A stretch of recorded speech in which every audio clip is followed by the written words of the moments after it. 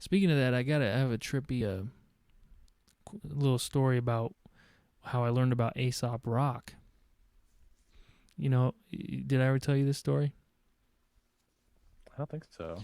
So I was in high school, out of my group of friends, I was like the only person that really listened to hip hop and sort of drove that movement out of. I had a pretty big group of friends, and I beatbox, and I grew up listening to hip hop, and so I taught all my friends how to beatbox and stuff.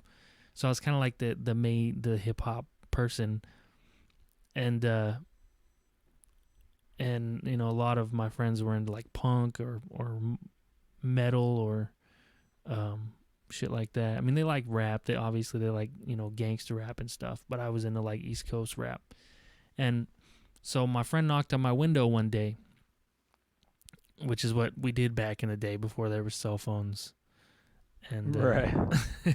and so I had a window that people would knock on, and I would answer the window and come in the house. So he knocked on the window, and I opened up the window, and he was like, "Hey, man, my sister got me this." Or he's like, "Can I come inside?" Come inside. All right. And he was like, "Oh, I just got really high. I was walking down the street, and I haven't told this story in years. Let me think about this. That's not right." No, he came up to me, and he came in the house, and he said, "Do you have like $5? Do you want to get high? Do you have like $5?" Something like that. I was like, "What do you mean?" It's like, "Well, I got some people. They got some money, and I got $5, and we want to put the money together. We want to get a bag of weed and get high." I was like, "Okay, let's do that. Fine, whatever." So I go out and meet him. He didn't tell me who he was with. It was two. So we were probably, I don't know, 16. It was two kids that were like 11 years old. One of them was like our friend's little brother, and a homeless guy. So it was my friend, a homeless guy, and the homeless guy had a big gash on his face, like a big bloody gash. And then it was two 11-year-old kids, and I'm like, "What the fuck? Like, what the fuck is this?" He's like, "I was walking down the street, and these kids and this homeless guy came up to me, and they're like, 'We want to get high, but we only got $10.'" And then he said, "Well, I got 5, and I know my friends got 5, so like, okay."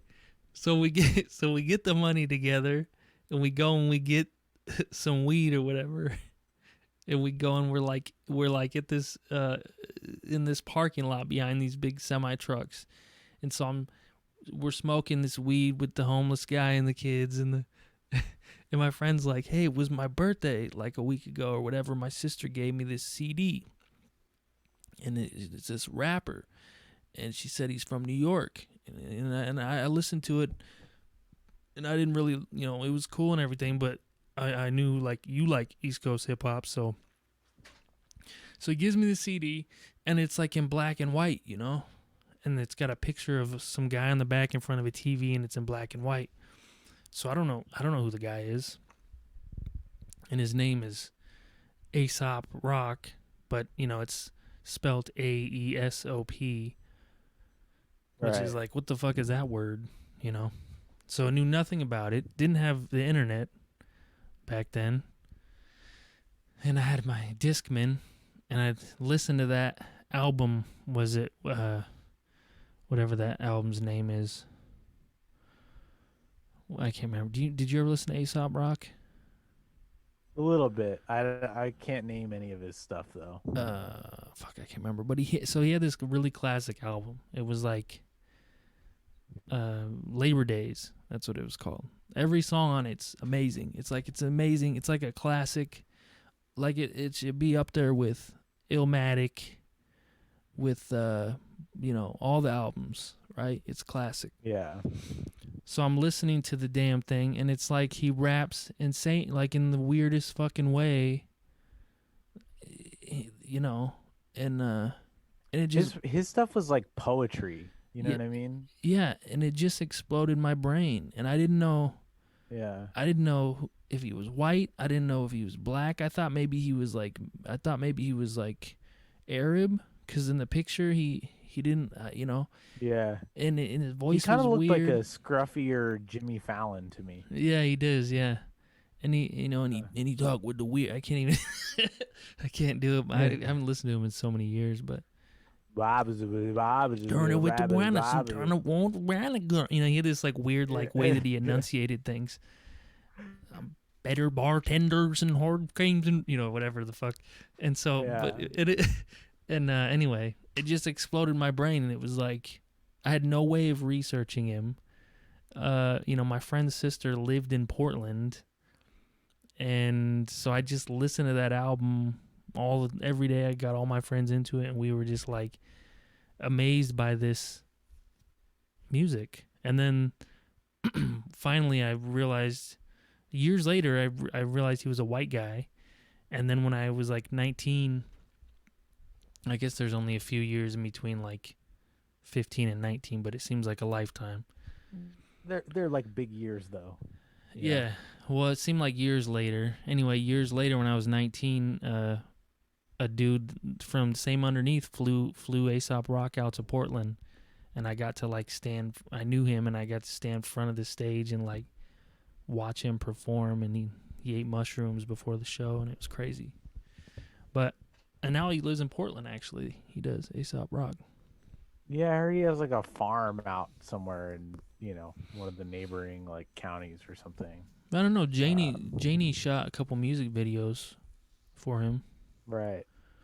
Well, I think his wife is from here. I think that's part of it, because my that friend I was talking about who was in the BC Boys and a DJ and stuff,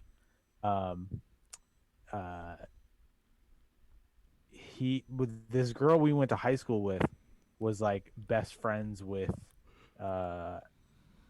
Aesop Rock's girlfriend at the time. I don't know if they ended up getting married or something or what, but like, so I remember like she went to just go like on tour with them at one point so that his girl could have like a friend with her the whole time while he was like performing and stuff like that. Interesting. So yeah, that was like our little, oh shit, Molly knows Aesop Rock, Yeah.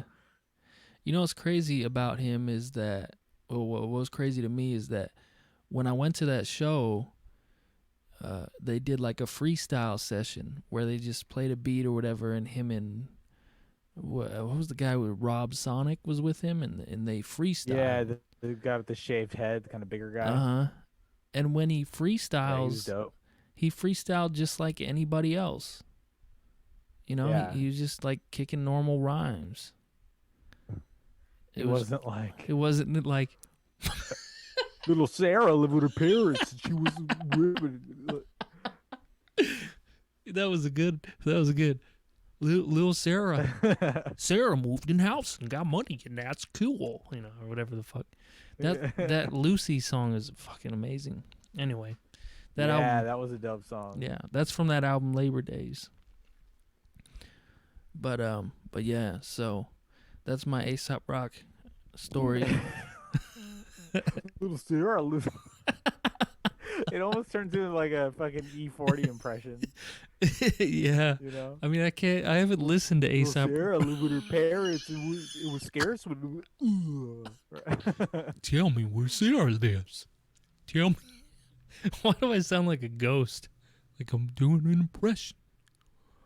Like, I haven't. Climbing out with crampons, and she had to use her tampons.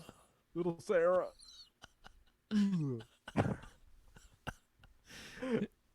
Little Sarah.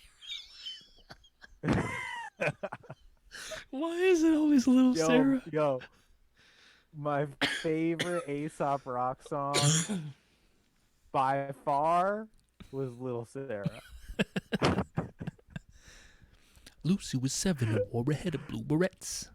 I haven't listened to him for so long I can't remember how he said he born into this world with no knowledge and no regrets. So either way to pass the time or to bring it down. Yeah.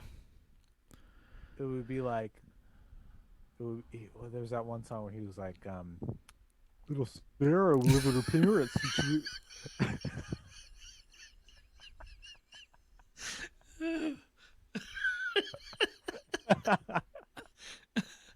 The best part about this like 10-second delay on when watching on the stream while talking to you on Zoom is that like I can do a thing and then I can see your reaction Oh to yeah, it like without being in the middle of doing it.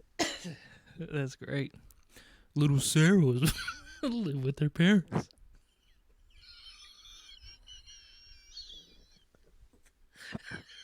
She was on Air Force One and Harrison Ford glared at her. I don't even think he ever wrote a song.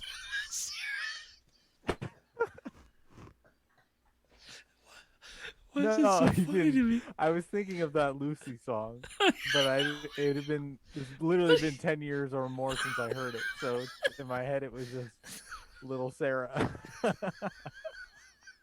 He doesn't even say little. It's just I mean, you don't know that. I think I do. I don't know. Oh God. You don't know his whole discography. I mean, He does have a song called Little Sarah Lives with Her Parents. Flew on Air Force One with Harrison Ford. Sipping orange juice and her sister was always comparing her to the people that always glare at her.